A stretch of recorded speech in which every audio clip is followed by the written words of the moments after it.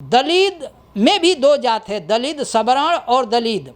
दलित सवर्ण ही दलितों का शोषण करना शुरू कर दिया अपने अहंकार में आके। सर, देश की सरकार कहते हैं कि आज़ादी का अमृत महोत्सव मन रहा है, लेकिन देश में अभी भी दलित मूंछ रखा ले तो हत्या हो जाती है, घोड़ी पर चढ़ जाए तो हत्या हो जाती है, मटके से पानी पी ले तो हत्या हो जाती है, कहीं उनके ऊपर पेशाब किया जा रहा है, कहीं जूती में पानी पिया जा रहा है।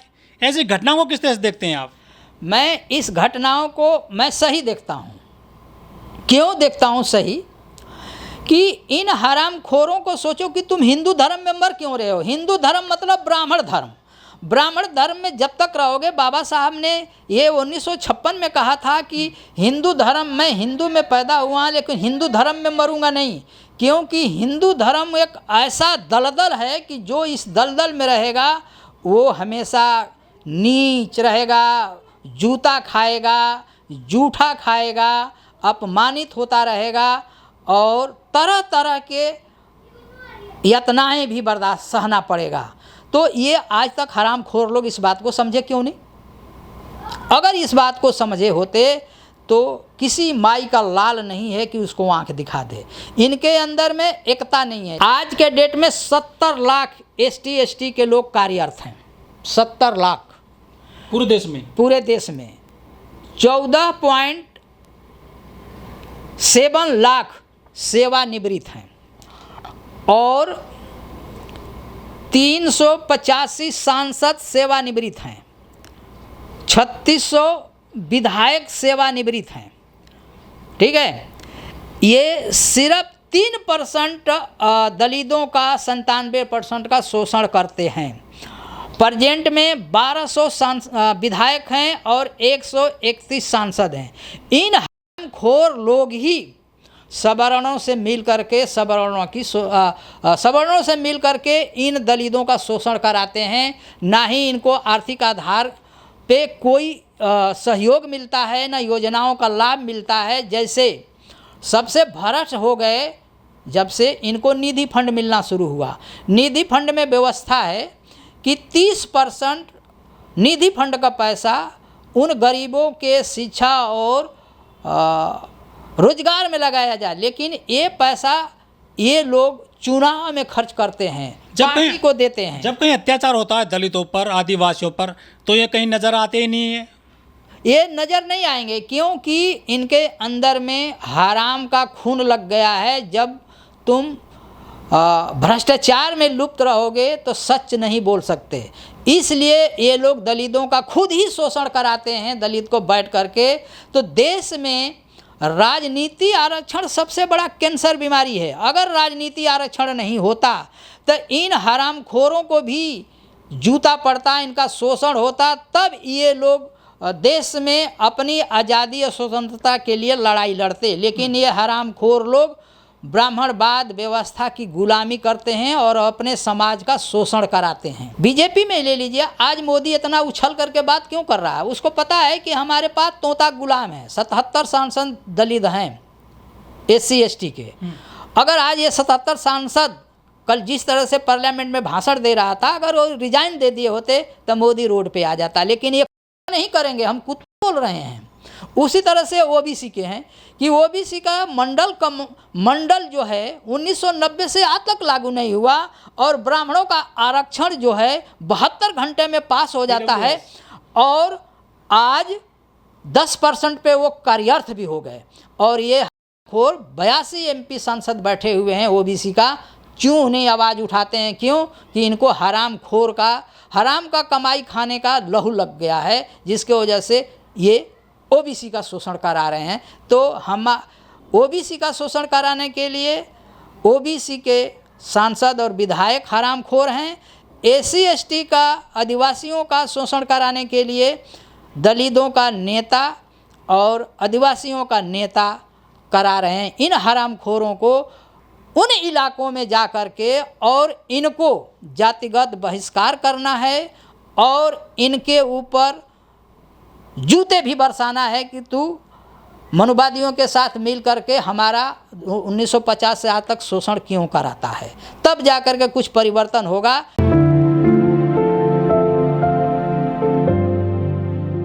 सर, देश को आज़ाद हुए 7 दशक से ज़्यादा हो गए हैं, तो देश में दलितों की, आदिवासियों की स्थिति आप कैसे देखते हैं? दलितों को कितना आज़ाद मानते हैं आप? क्योंकि कुछ लोग कहते हैं कि दलित आज भी आज़ाद नहीं है सर। हाँ, दलित आज़ाद नहीं हुए। आज भी संविधान लागू हुआ, वोट देते हैं, वोट का उनको आज़ादी है, लेकिन जीने का उनको आज़ादी नहीं है।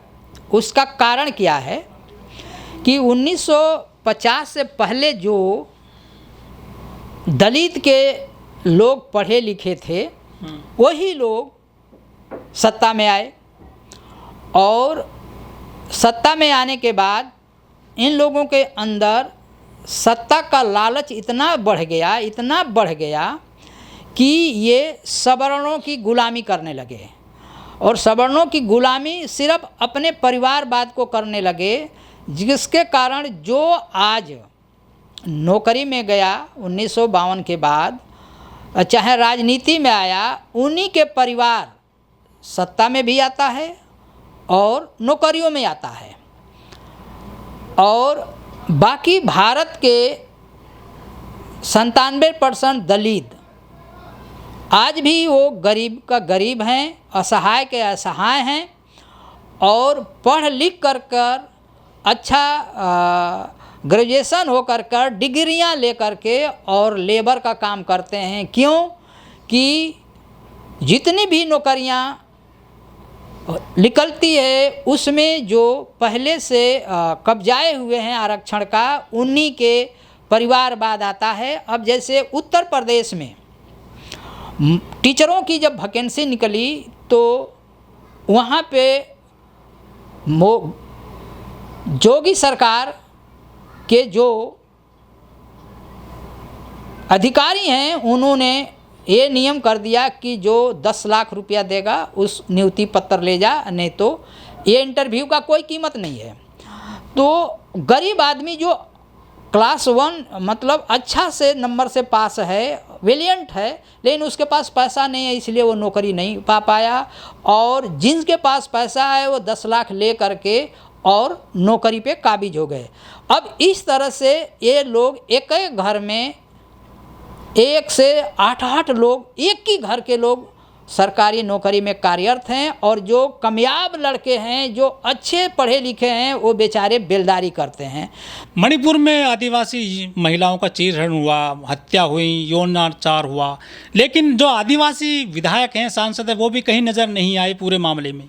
मैं वो पहले ही बता रहा हूँ कि जो दलित में या आदिवासी में जो भी थोड़ा आर्थिक स्थिति में आगे रहा, वही नेता बना, और वो ब्राह्मणवाद का पक्का गुलाम बना। उसे अपनी समाज से नहीं लेना है।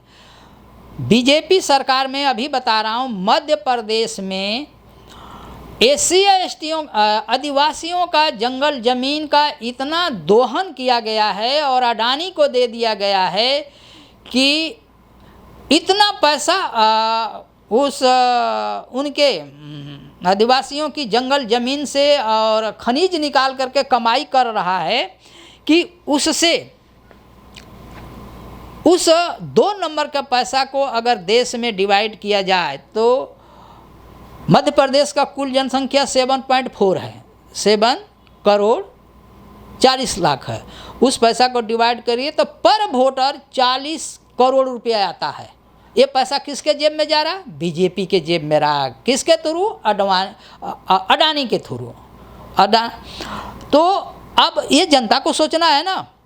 इसी तरह से मध्य प्रदेश में देख लीजिए, चाहे जहाँ भी बीजेपी का शासन काल है, शासन राज है, वहाँ आदिवासियों का जंगल ज़मीन पे अत्याचार करके उनका दोहन किया जा रहा है। वही हाल आज मणिपुर में है कि मणिपुर में आदिवासियों की जो पहाड़ी है उसमें माइनिंग बहुत है, उसको किसी तरह से कब्जा करके सवर्णों के हाथ में दे दिया जाए।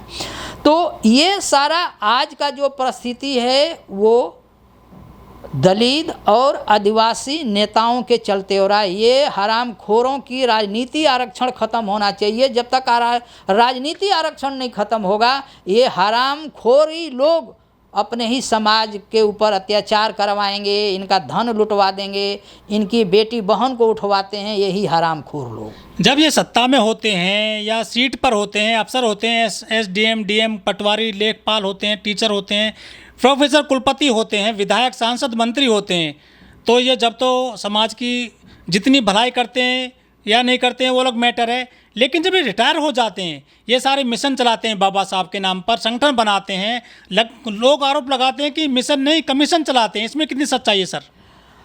वो बिल्कुल जो कहता है कि मिशन नहीं कमीशन चलाते हैं वो बिल्कुल सत्य कहते हैं। इसलिए कहते हैं कि ये लोग देश हित के लिए न काम किए हैं, ना ही अपने समाज हित के लिए काम किए हैं, सिर्फ अपने परिवारवाद के लिए काम किए हैं और धन को अटूट धन जोड़ लिए हैं। अपने धन बचाने के लिए ये लोग समितियां बनाते हैं, राजनीति में जाते हैं और सवर्णों से संधि कर लेते हैं कि भाई हम रिटायर होने के बाद भी आपके साथी हैं, दलित को जूता मारो और चाहे उनका कत्ल कर दो, हमें से कोई लेना देना नहीं है। तो इन हरामखोरों के चलते देश तबाह है।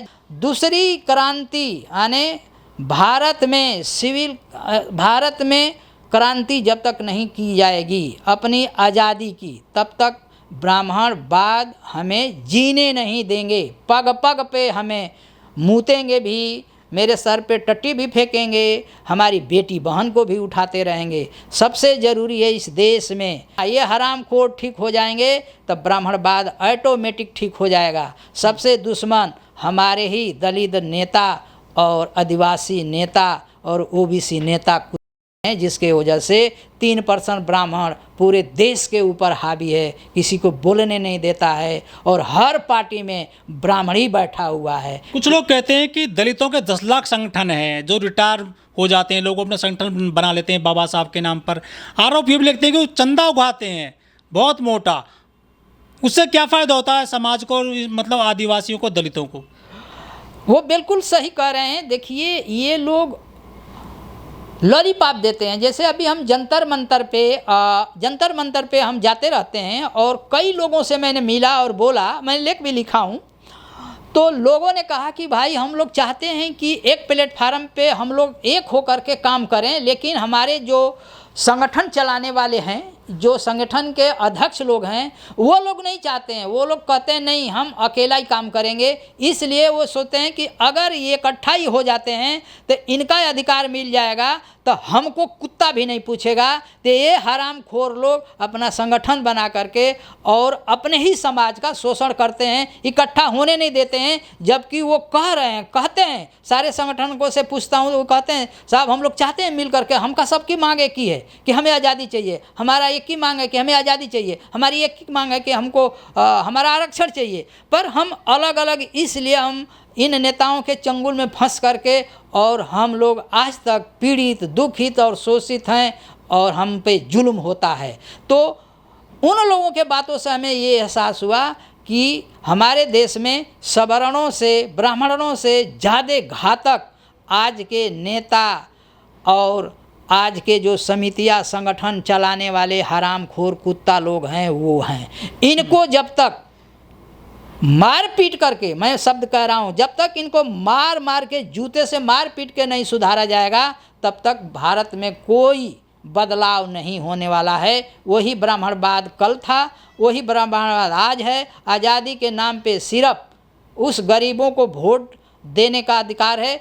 बाहु जागो, देहात इलाका में तो वोट भी देने का अधिकार नहीं है। सवर्ण ने उनके नाम का खुद ही वोट लगा देता है।